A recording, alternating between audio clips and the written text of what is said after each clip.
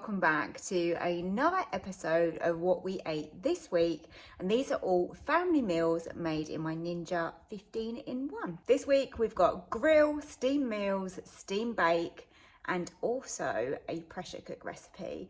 All super delicious. Really enjoyed the food that we've had this week. So let's kick off with our first recipe, which is a steak using the grill method. Oh, look at that beauty. How good does that look? We very rarely have steak, so this is a really nice treat. And I want to keep these really simple by literally just putting on these some black pepper. Now we're going to be using the probe, which is located just in the side of the machine if you've not used this before. So this literally just comes out really easily.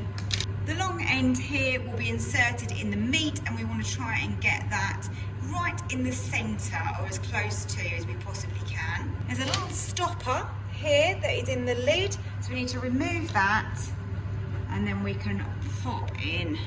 As soon as you connect the probe in, it will literally come up here. So I'm going to get my steak and we are going to attempt to put that through the middle of the steak. Seems pretty good. So we can have that one that side and just place the other one there, leaving some space around them. So when you close the lid, just check that that is to one side, which it will be. That's great. Once the lid is shut, you obviously get then your different options, and we can turn that to grill. With the probe, you've got the option of preset or manual. If I move that to manual, you've then got target temperature, or if you put it to preset, we can then choose beef. So with the beef, we have options of rare, medium, medium well, and well. So you've got loads of options, which is great. We've just reached 33, which is the probe temperature, target of 50, and it says shake, so I'm wondering whether I should turn over the steaks. Seems sensible, doesn't it, really? Right, let's flip it over.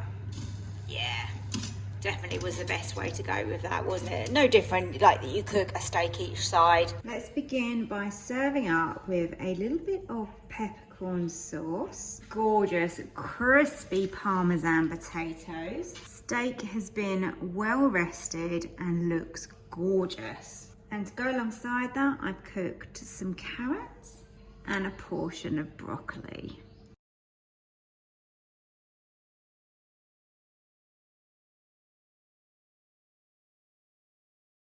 The sweet treat this week was a gorgeous lemon drizzle cake, and I used the steam bake method to create this. We need 225 grams. It's going to be equal amounts of butter, sugar and flour, so really easy to remember. And again, 225 grams. Now you're going to want to just cream this together. Now that is creamed together really nicely, I'm going to grab a jug and then we're going to crack our eggs into here. We need 4 eggs, and I'm using medium-sized eggs for this. And now we can incorporate these eggs into our butter and sugar. And again, we want 225 grams. And then a half teaspoon of baking powder. Also into that, we want to zest a couple of lemons. And as you can see, this simple recipe really doesn't take very long at all. Look how quickly that is coming together. In the pot here, we're using the crisper basket stand so that it just raises the cake up enough off of the water, but it's going to steam beautifully in there. When I've done this before, I found that there wasn't enough liquid, so I'm going with 700 millilitres in the bottom here. And this is from a recently boiled kettle. Cake on top. Just need to move this across to the centre, and then we have got steam bake just here.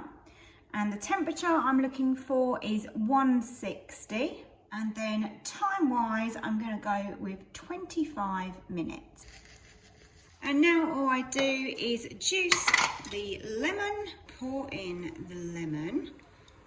And let's just give that a little mix. You can have a look there. Oh, perfect. Look at that. Oh, lovely and golden on the top. That looks absolutely brilliant. Now what I'm going to do is just use my skewer here, and I'm going to go round and put loads of little holes in this, and now just pour that over. I'm going to leave this in the tin to cool, but look, you can see that sugary crust that's starting to form on top of the cake. I am so pleased with how this has turned out. Came out really easily from the tin. Having that parchment on the bottom really does help, so make sure that you do that. I think that's absolutely stunning. Now, I think this is going to be a popular one because who doesn't love a Nando's? So we're creating a Nando's at home using the 3-tier method on steam meals, and we had rice, chicken and veggies all cooked in one pot. Check out how easy this is. We're going to start by popping our rice into the bottom of the pot. So I've got my chicken here ready. I'm going to put a little bit of this Nando's peri peri rub onto that. The idea behind this dish came actually from this garlic medium peri peri sauce.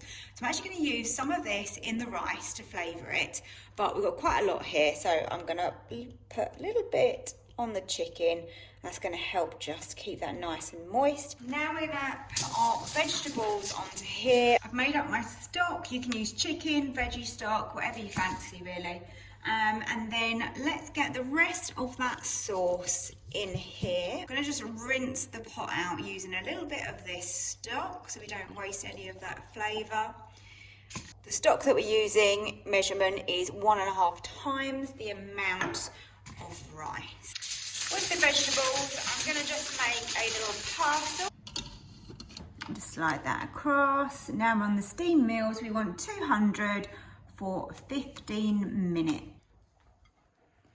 Chicken is cooked, so it's really tender, which is lovely. Now let's drizzle over some of that Nando's garlic sauce.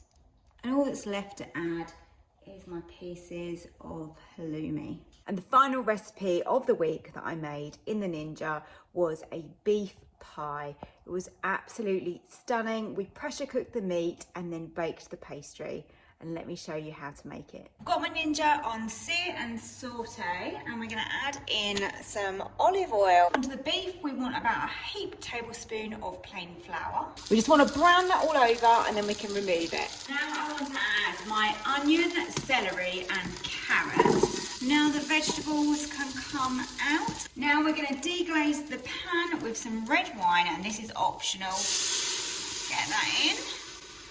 And what we want to do is we just want to let that simmer and bubble away until that has reduced to about half. That has reduced enough now, so back in with your vegetables and your beef. And here I've got one potato just diced up into about 1 centimetre cubes. Add that in as well. Some dried mixed herbs, a little bit of tomato puree. Then you want to add in some stock. I'm using a beef stock. This is going to be absolutely delicious because it already smells so good. Wait till that's been pressure cooked. It's going to be absolutely amazing. Over this side, so that we're on pressure, we want to leave that on high, and I'm going to go with a natural release for 30 minutes. I'm expecting there to be too much liquid and we'll have to thicken it. The smell is incredible. I mean, you could literally just eat it like that, couldn't you? Just had this on really low on sear and saute, and that has thickened up beautifully. I'm now ready to bake the pie. All I've done is just whisked up an egg and brushed the top of the edges of the tin just to help the pastry lid to stick, and then I've egg washed the whole top there. I'm going to go down to 180 because I want the filling to be really warm before the pastry gets overly crispy. Let's set it for, do you know what, let's leave it for 15 minutes and then we can always extend it. And that looks good to me.